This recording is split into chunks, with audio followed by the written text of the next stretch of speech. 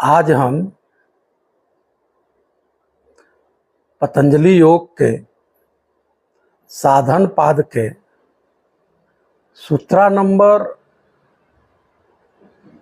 27 का व्याख्या करने की कोशिश करूंगा। तो सूत्रा नंबर 27 है, तस्य सप्तधा प्रांत भूमि प्रज्ञा।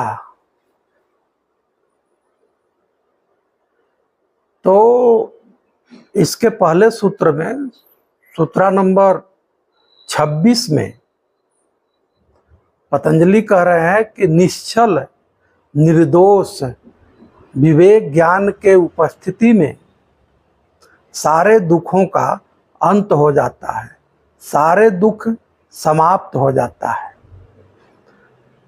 तो वह कैवल्य की अवस्था होता है, उसको कैवल्य की प्राप्ति या कैवल्य की अवस्था कहते हैं। किसका? योगी का, साधक का। फिर उसके बाद होता क्या है, उक्त विवेक ज्ञान के समय साधक की बुद्धि किस प्रकार होती है। जब वह निश्चल निर्दोष विवेक ज्ञान होता है, उस समय उसकी बुद्धि कैसी होती है, उस बुद्धि के बारे में पतंजलि बताएंगे इसमें। तो कह रहे हैं कि तस्य सप्तधा प्रांत भूमि प्रज्ञा। तस्य मीन्स उस माने किसका? विवेक ज्ञान प्राप्त योगी का, पुरुष का। सप्तभा माने, सप्त माने सात, सेवन, सात। धा माने धारण करने वाला, धारण। सात प्रकार के, सात अवस्था वाला। प्रांत भूमि मीन्स अंतिम स्थिति वाली। प्रज्ञा, प्रज्ञा मीन्स बुद्धि होती है। तो जब निर्मल और अचल विवेक ख्याति के द्वारा योगी के चित्त का आवरण और मल सर्वथा नष्ट हो जाता है, उस समय उस चित्त में दूसरे सांसारिक ज्ञानों का उदय नहीं होता है।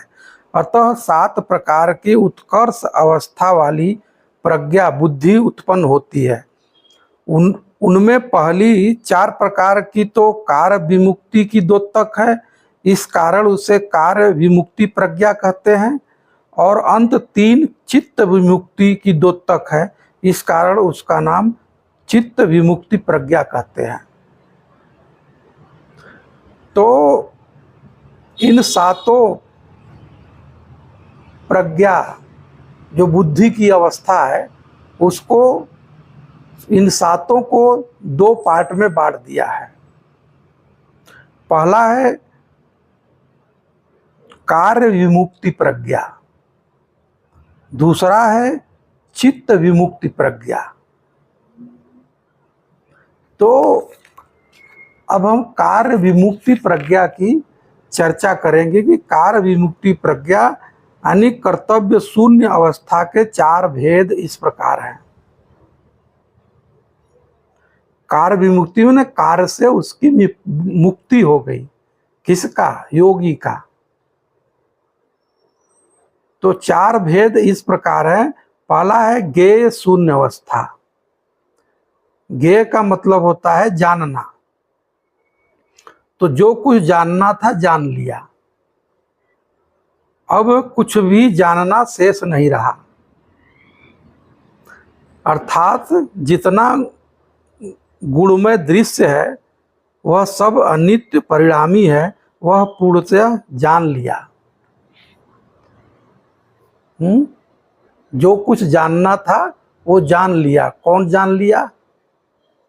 योगी, चेतन पुरुष। वह यह जान लिया कि जो भी कुछ दृश्य है वो परिणामी है, क्षण भंगुर है, इससे तादात्म्य नहीं बनाना है। दूसरा है हे शून्य अवस्था, जिसका अभाव करना था उसका अभाव कर लिया। किसका अभाव करना था? अविद्या का अभाव करना था। अविद्या के अभाव से दुखों का अभाव हो जाता है। जब विद्या खत्म होता है तो दुख खत्म होता है। अब अभाव करने योग्य शेष कुछ भी नहीं रहा। फिर तीसरा है प्राप्य प्राप्त अवस्था। जो कुछ प्राप्त करना था वो प्राप्त कर लिया। क्या प्राप्त करना था? क्या प्राप्त करना था? समाधि लाभ, कैवल्य की स्थिति। जो कैवल्य की अवस्था है वही तो प्राप्त करना था, वही योगी का लक्ष्य होता है। साधना करके अपने स्वभाव में स्थित होना, तो उसका यह कैवल्य अवस्था है। तो करना क्या था? कैवल्य प्राप्त करना था। तो समाधि लाभ करना था, तो वो प्राप्त कर लिया, योगी उसको प्राप्त कर लिया। अतः कुछ प्राप्त करना शेष नहीं रहा। जो प्राप्त करना था वो प्राप्त कर लिया, तो अब प्राप्त करना कुछ शेष नहीं रहा। मतलब अपने स्वभाव में वह स्थित हो गया। फिर इन तीनों को, इसको आप ऐसे कह सकते हैं, जो जानना था वो जान लिया, जो अभाव करना था वो अभाव कर दिया, जो प्राप्त करना था वो प्राप्त कर लिया। चौथा है चिकित्सा शून्य अवस्था। जो कुछ करना था कर लिया, अर्थात हान का उपाय जो निर्मल और अचल विवेक ज्ञान है उसे सिद्ध कर लिया। अब और कुछ करना शेष नहीं रहा।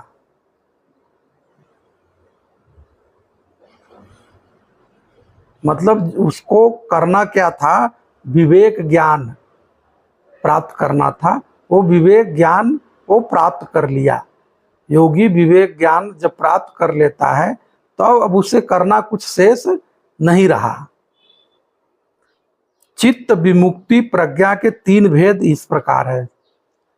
चित्त विमुक्ति प्रज्ञा, चित्त की कृतार्थता पहला है। चित्त की कृतार्थता, चित्त ने अपना अधिकार भोग और अपवर्ग देना पूरा कर दिया। अब उसका कोई प्रयोजन शेष नहीं रहा। इसका क्या मतलब हुआ? इसका मतलब ये हुआ कि चित्त के कुछ कार्य होते हैं, चित्त के कुछ फंक्शन होते हैं। तो यहाँ करें, चित्त ने अपना अधिकार, जो उसका काम था भोग और अपवर्ग देना, वो भोग और अपवर्ग देने का काम उसका पूरा हो गया। अब उसका कोई प्रयोजन शेष नहीं रहा। दूसरा है गुण लीनता। चित्त अपने कारण रूप गुणों में लीन हो रहा है, क्योंकि अब उसका कोई कार्य शेष नहीं रहा। चित्त जो है अपने कारण में, अपने आप में लीन हो गया। तीसरा है आत्म स्थिति। पुरुष सर्वथा गुणों में अतीत होकर अपने स्वरूप में अचल भाव से स्थित हो गया। पुरुष सर्वथा गुणों से अतीत होकर के मीन गुणों के पार गए, चला गया, अपने स्वभाव में स्थित हो गया, अपने स्वरूप में स्थित हो गया। इस 7 प्रकार की प्रांत भूमि प्रज्ञा को अनुभव करने वाला योगी जीवन मुक्त कहलाता है।